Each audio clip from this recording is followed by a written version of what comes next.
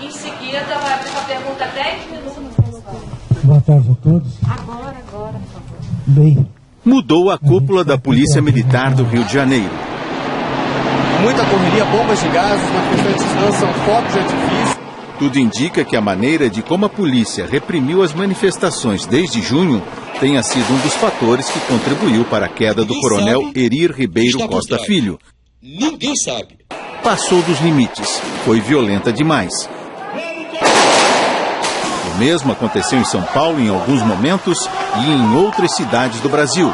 A sociedade reflete sobre o que estaria acontecendo. O Sem Fronteiras entra no debate. Observa a experiência americana no controle de manifestações. Elas mudaram de perfil a partir de 1999, nos protestos contra a globalização na reunião da OMC em Seattle. Também analisa o comportamento da polícia em Israel, uma das mais bem treinadas do mundo. A questão em debate é como garantir o direito de manifestação em um país democrático. Como deve agir a polícia para conciliar esse direito com a proteção e a segurança da sociedade? É preciso mudar o treinamento? Criar novos métodos de ação? Enfim, que tipo de polícia nós queremos? Foi no dia 13 de junho que os protestos de rua do movimento Passe Livre mudaram de patamar. De manifestações pequenas, centradas no aumento das passagens de transporte público, passaram a mobilizar milhares de pessoas nas maiores cidades brasileiras com uma pauta de temas ampliada. O estopim da mudança foi a ação violenta das polícias militares que, no lugar de controlar, acabou por alimentar os protestos. O resultado foi tão negativo que, se os governadores e comandantes das corporações policiais pudessem voltar à fita da história, certamente mudariam o enredo e evitariam os confrontos do dia 13 de junho. A repercussão ruim junto à opinião pública aparentemente deixou as polícias militares desnorteadas. Às vezes reprimiam, às vezes se ausentavam. E é difícil saber o que é pior para a imagem da polícia: jornalistas e manifestantes sangrando em embates violentos ou manifestantes quebrando lojas sem serem impedidos.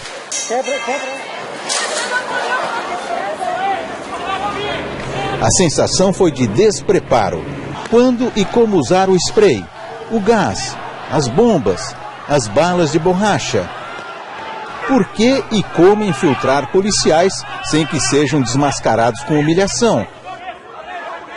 Nos casos de vandalismo, como prender as pessoas certas por motivos certos? Como treinar os policiais para que mantenham sangue frio e não caiam em provocações dos manifestantes? No auge das manifestações, antes da exoneração do comandante-geral da PM do Rio, conversamos com alguns manifestantes que não quiseram se identificar. A gente queria fazer uma denúncia de que na manifestação do dia 11 das centrais sindicais havia policiais infiltrados, e o conflito começou quando um desses policiais infiltrados chegou no meio dos manifestantes com uma caixa com cerca de 20 coquetéis molotovs, implantou junto aos manifestantes, quebrando essa caixa, chamando as pessoas para filmarem, jogando cacos de vidro em cima do manifestante para que pudesse iniciar o conflito. Essa caixa provavelmente estava plantada dentro de alguma viatura policial e provavelmente esses infiltrados pegaram dentro dessas viaturas. Algo mais? Existe uma deliberação da polícia de fazer a dispersão dos atos em determinadas horas marcadas, tá? O que demonstra que eles estão infiltrando P2 para fazer essas ações. Na manifestação do dia 11 das centrais sindicais, na Rio Branco, soubemos por meio de pessoas da região de que havia um horário concreto para que essa manifestação fosse dispersada, que era exatamente às 18 horas e 20 minutos. O mesmo ocorreu na manifestação no dia da chegada do Papa. Moradores do bairro de Laranjeiras disseram aos manifestantes ter ouvido que o horário exato da dispersão, que seria às 10 para as 8 da noite. E justamente nesse momento ocorreu a dispersão, que foi justamente o momento em que o Papa saiu do Palácio Laranjeiras. Então essa dispersão ela foi orquestrada e planejada e muito possivelmente concretizada por meio de policiais infiltrados, provocando a ação generalizada da polícia de reprimir os manifestantes. O que se tem notado é que existe uma deliberação da Polícia Militar de acabar a qualquer custo com qualquer tipo de manifestação, né, sem diferenciar qualquer tipo de conduta dos manifestantes, generalizando a todo modo. Outra tática da polícia, que é uma tática de quase estado de sítio, de apagar as luzes e desligar as câmeras da 7 Rio para que não se possa fazer reconhecimento visual por outras pessoas pela internet. Isso ajuda a própria polícia a manter os seus atos em segredo. Inclusive estão ocorrendo sequestros de algumas pessoas, tá? Inclusive um sociólogo que falou em um jornal, fazendo uma crítica a determinados aspectos da ação policial, foi sequestrado e fez essa denúncia nas redes sociais.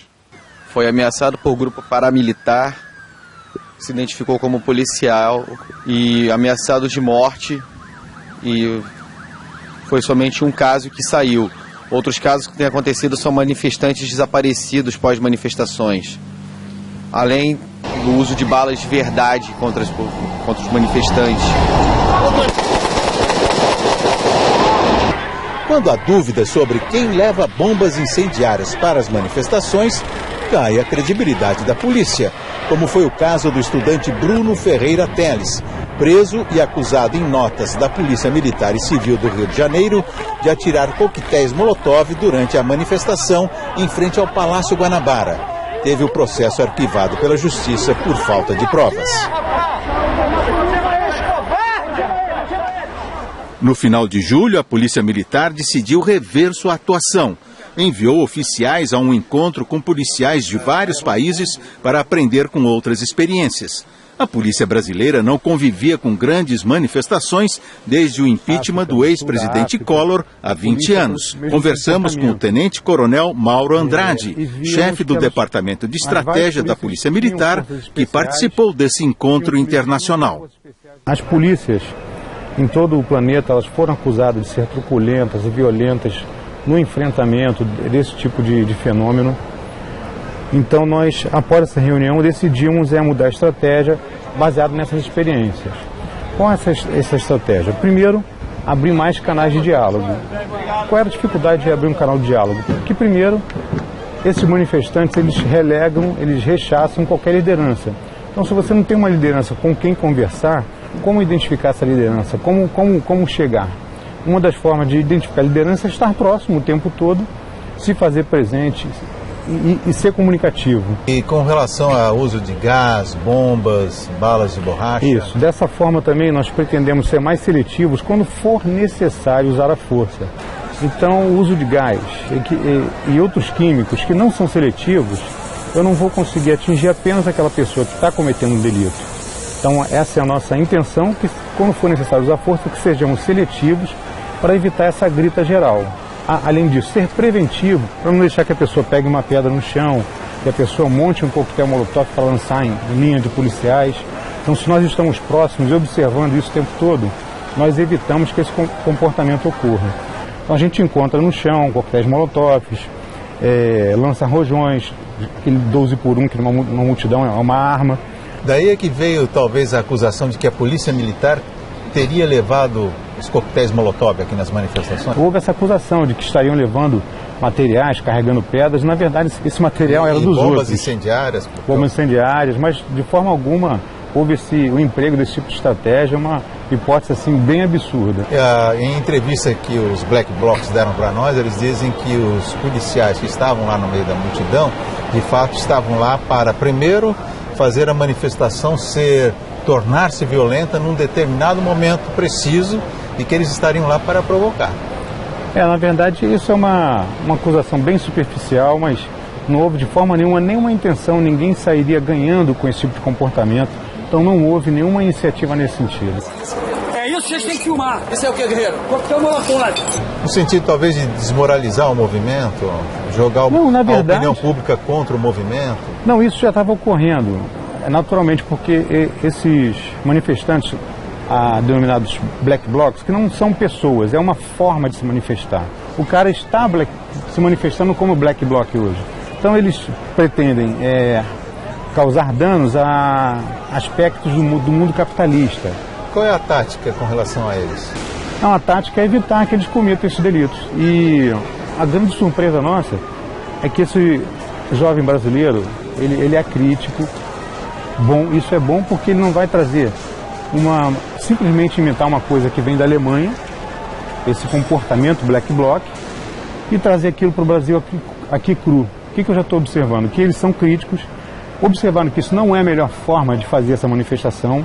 Então eles fazem muita performance, que realmente é para assustar, para mostrar que estão ali presentes, que estão indignados, mas já ouço e já converso com eles que eles fazem aquilo, mas não vão quebrar, mas querem se fazer presentes e serem notados. E isso é que é importante. O que vai acontecer daqui para frente? Como é que vocês veem o que pode acontecer? Essas manifestações provavelmente elas arrefeceram, mas vão voltar ou vão continuar de alguma forma? Bom, nós vamos aperfeiçoar esse trabalho. Vamos criar mais conhecimento, uma massa crítica que possa entender o que a polícia está fazendo agora, porque isso aqui, esse nosso serviço, ele é novo até para a polícia. Os nossos policiais, alguns que não foram treinados pelo nosso grupamento, quando foram atuar em conjunto conosco, eles perguntam, mas vocês vão ficar dentro da multidão, assim, sem capacete, sem nada? E a gente fica, calma, é melhor estar próximo dele do que você estar afastado e ser referência para o confronto. O que a polícia estava fazendo era uma linha de confronto, onde eu faço uma neurolinguística coletiva que eu estou ali para combater. Eu estou de um lado e você do outro. Do outro lado lá não tinha nenhum policial. Então eu ficava aqui uma referência de combate e um grupo de pessoas lá que poderiam pegar qualquer coisa para lançar do lado de cá. Entendeu? Então quando o meu policial está lá junto... Era quase um incentivo ao confronto. Era uma neurolinguística que eu estava ali para o confronto.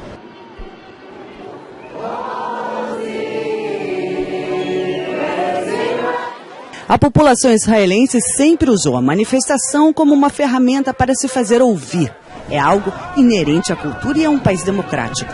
Em geral, os protestos terminam sem violência extrema.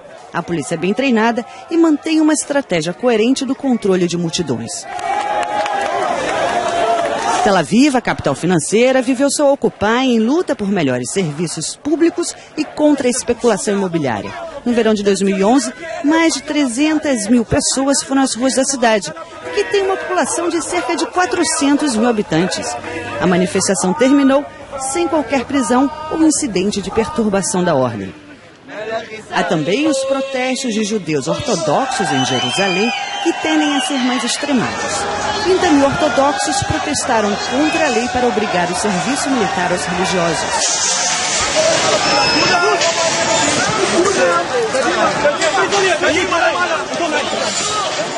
אנחנו יכולים לעמוד המון זמן כלפי המפגינים.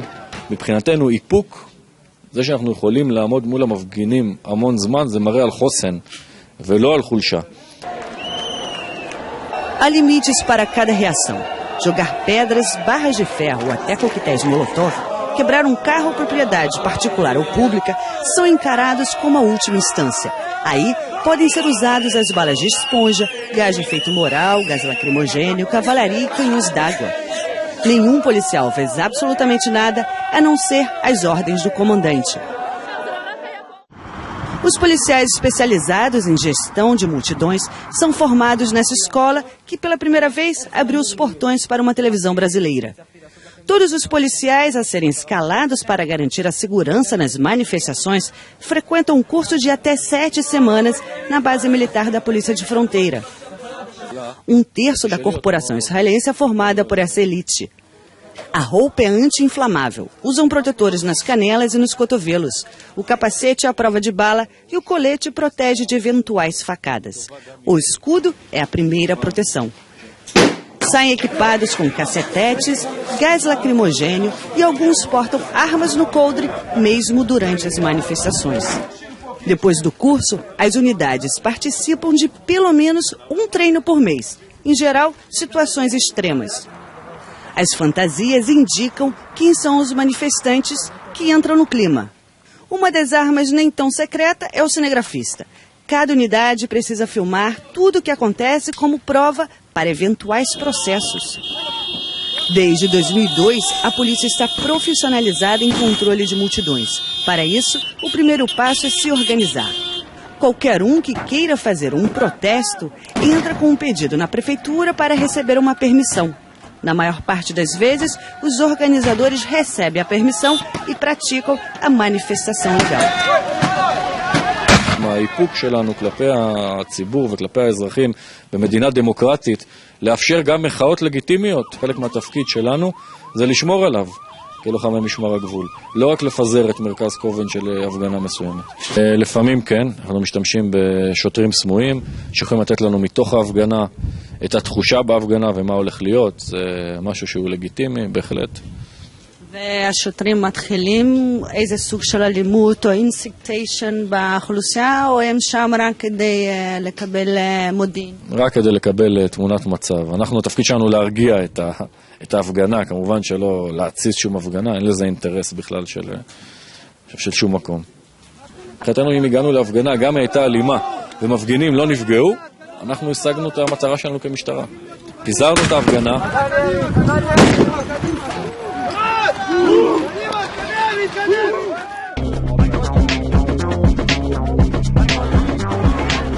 A história recente das grandes manifestações nos Estados Unidos começa na reunião da Organização Mundial de Comércio em Seattle, em 1999, quando teve início o movimento contra o desenvolvimento desigual promovido pela globalização da economia mundial.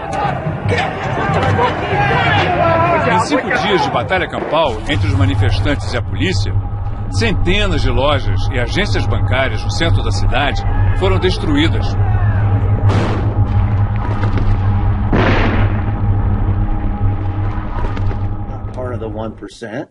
O chefe de polícia na época era Norm Stamper.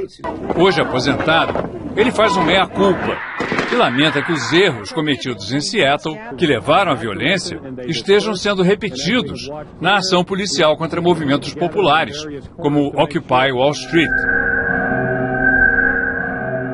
One of the things that, for me, is part of the most painful learning of that 1 week period of my 34-year career was the mistakes that I made. We thought that we could outsmart the anarchists, and we did not.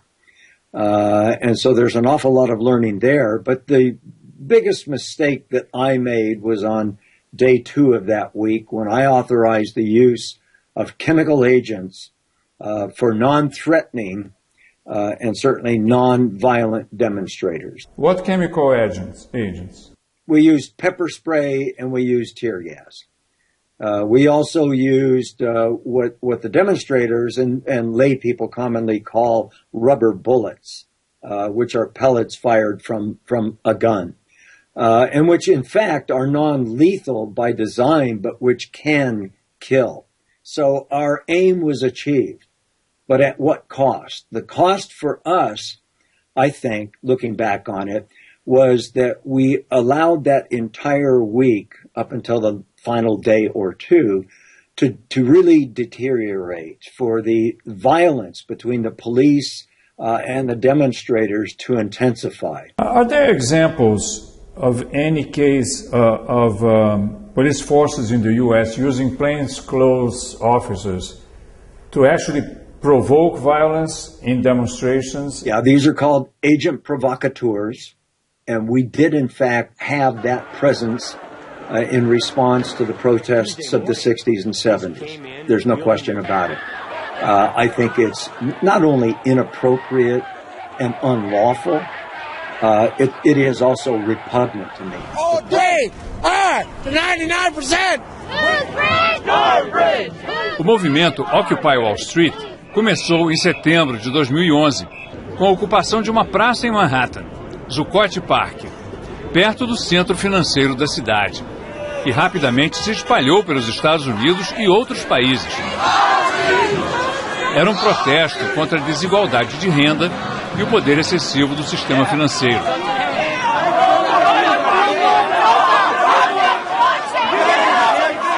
Depois de alguns meses, a ação policial violenta conseguiu quebrar o movimento. Um exemplo, o uso de spray de pimenta contra manifestantes. Um caso que ficou famoso aconteceu na Universidade da Califórnia, na cidade de Davis. Dezenas de estudantes sentados no chão foram alvo do spray de pimenta disparado por um policial. O vídeo causou indignação. O policial foi afastado e os estudantes receberam indenização de quase $1 milhão. No livro recém-lançado, A Ascensão do Policial Guerreiro, o repórter Radley Balco documentou a crescente militarização da polícia nos Estados Unidos.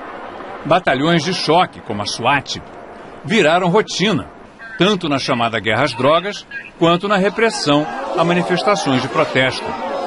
Balco falou ao Sem Fronteiras através da internet. The war on drugs basically drove militarization of police in the U.S., starting, I guess, in the early 1970s, but really accelerating in the early 1980s. That's when we see the policies passed that really, made the police departments more war-like, more military-like. And then there were a number of federal policies that then encouraged police departments to use that equipment for drug crimes. So that's really where it all started. And then, of course, you have politicians, constantly declaring war on things and telling police officers that they're fighting wars, which encourages a very sort of battlefield kind of militaristic mentality. Once, all that's in place, then like any other government agency, you start to see mission creep, and you see SWAT teams trying to find new reasons for their, existence and expand their missions. And then so that's when we start to see these kinds of aggressive militaristic responses to protest. We see now people going to demonstrations and facing for the first time a police reaction that they didn't expect, which is the thing that people in minorities that are targeted in the war on drugs have in their daily lives. What is going on there? Well, it's always the lower income people and the minorities who get the brunt of these tactics, and those neighborhoods tend to be with more crime, so that's where police tend to focus these efforts. And it really wasn't until the Occupy protests of a few years ago and the police crackdowns on them that we started to see a lot of public discussion and public concern about how police were responding to protests. As far as protests goes, the Occupy protests, for the first time we saw these police officers cracking down on upper middle class white kids. These were college students, and they all had smartphones, and they all knew how to, instantly stream video to the internet to off-site servers. So even if their phones were confiscated, the video still existed in a separate place and couldn't be deleted. So, this technology is really powerful, but it's because it happened to people who had access to that technology a few years ago that, we know about it and that we've become more concerned about it. How is this warrior cop mentality affecting how police deals with political demonstrations? Well, I think the warrior cop mentality encourages police to adopt a very antagonistic mindset, a kind of a soldier's mindset, this idea of, everybody's a potential threat. And they'll do whatever they have to do to get home safely at night. But it also, I think, encourages them to look for and expect confrontation at these protests.